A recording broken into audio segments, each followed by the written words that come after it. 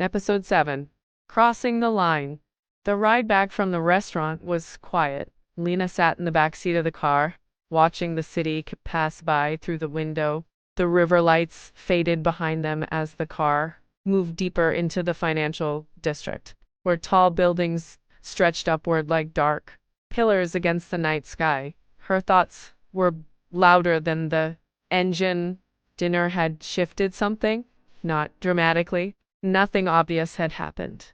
There had been no flirting that crossed the line, no careless touches, no impulsive moments, and yet the tension between them had changed.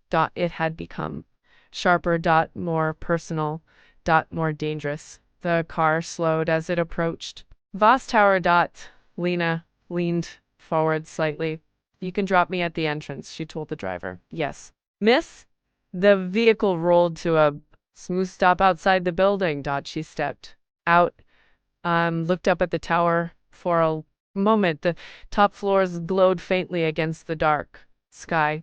Somewhere up there was Adrian's office, and Lena could not stop thinking about the way he had looked at her across the dinner table. Curiosity. That had been the word he used, but curiosity had a way of turning into something else if it was not handled carefully. She exhaled slowly and stepped inside. The next morning began earlier than usual. Lena arrived at the office floor shortly after 8. Marcus greeted her with his usual calm professionalism. "Good morning, Miss Moretti." "Good morning." "Marcus, you're early today. I wanted to review my notes before the interviews continue." Marcus nodded. "Mr. Voss is already here." That did not surprise her. Adrian seemed like the kind of man who slept very little. She walked toward the office area and found him standing near the windows, looking down at the city below. That sunlight filled the room. For a moment he did not notice her. Then he turned. "Good morning, Lena." "Good morning." His expression remained composed, but she sensed a quiet awareness between them now. Dinner had happened. Neither of them ignored that. "Did you sleep well?" he asked eventually. "That sounds diplomatic." "It is." Adrian smiled faintly. "Coffee?" "Yes." He poured a cup from the machine on the counter and handed it to her. Their fingers brushed briefly as she took the cup.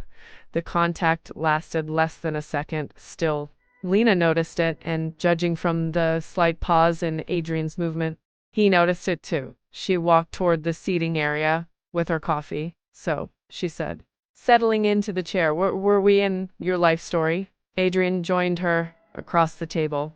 "University, right?" She opened her notebook. "You mentioned earlier that you originally intended to become a physicist." "Yes." "What changed?" Adrian leaned back slightly. "During my second year at university, I developed a small software program."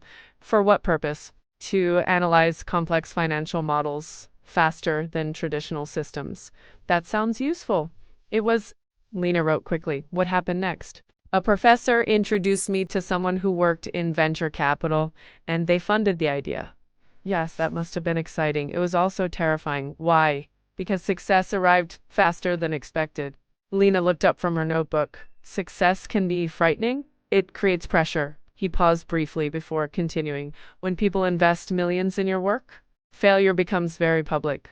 That explains your reputation for control."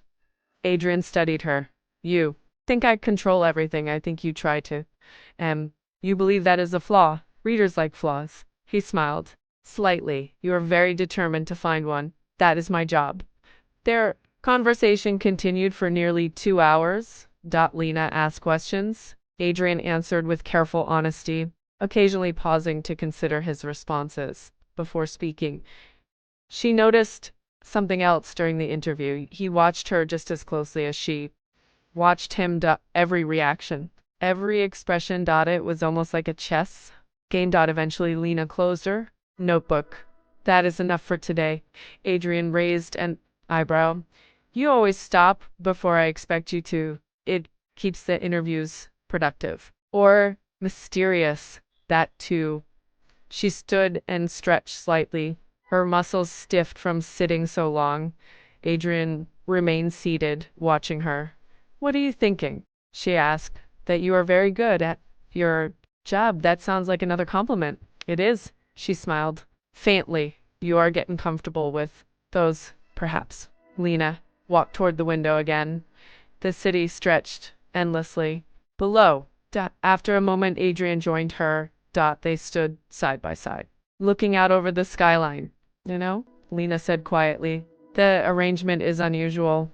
Yes, I'm spending hours studying your life, and I'm beginning to realize something. What is that? You're not the man people think you are. Adrian turns slightly toward her. That is interesting. Why?